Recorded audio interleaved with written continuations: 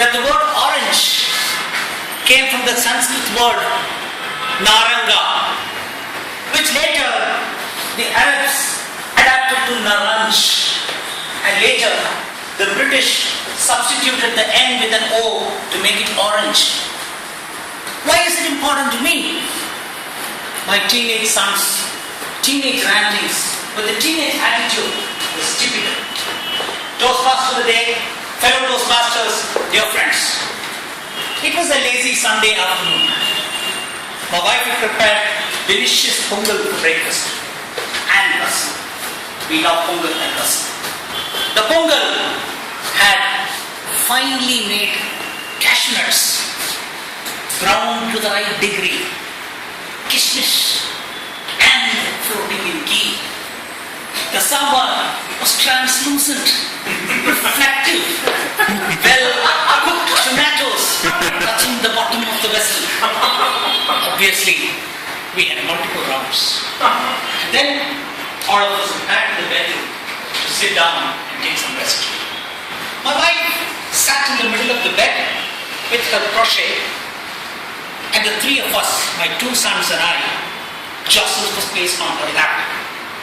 The soft hum of the AC was very comforting, and we were lying there comatose, like a python that had just swallowed full buffalo. As we lay there, my younger son asked me, Papa, can you tell us about this origin of words and proverbs that Ajay was talking about in the morning? Ajay is my elder son. I had no story to tell at that time, but I hardly ever get a chance to speak when I'm at home. So how would I let go of this wonderful opportunity? I grabbed it with both hands and I said, sure, I will tell you the origin of words and proverbs. There was once this beautiful queen who was a fashion diva. She loved to have a different dress for every day of the week. For Mondays, it had to be yellow. For Tuesdays, it had to be blue. For Wednesdays, green, and so on. And she had a separate walk-in closet for every day of the week. So one Wednesday, after a luxurious bath with perfumes and smelling salts, she came to her Wednesday walk-in cupboard and picked out a dress to wear, only to find that there were a few hooks missing in the dress.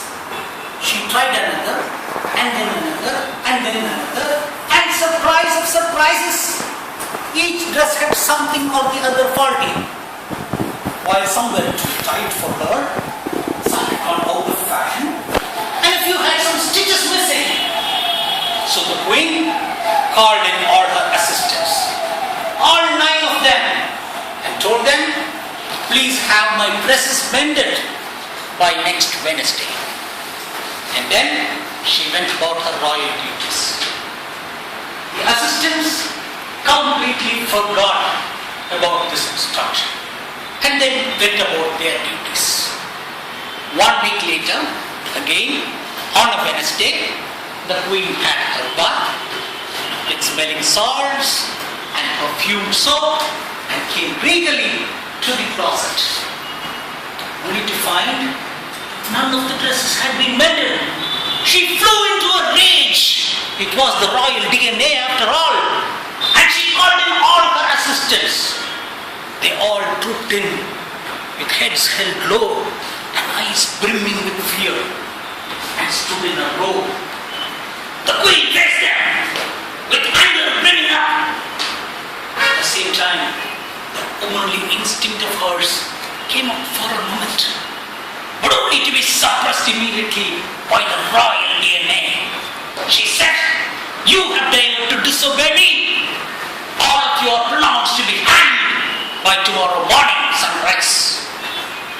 And so it came to pass. The next day morning, all the assistants were hanged to death.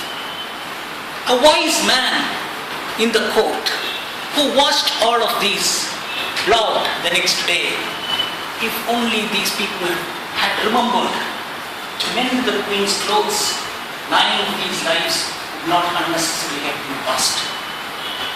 Ever since then, friends, whenever a major catastrophe can be avoided by a minor act done well in time, people say, a stitch in time saves 9.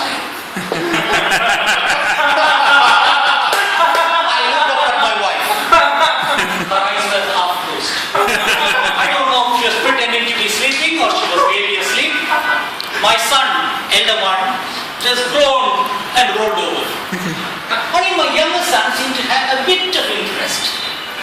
So I asked her in a very expansive manner, so what does that tell you about the origin of words and proverbs? For a moment there was pin-drop silence.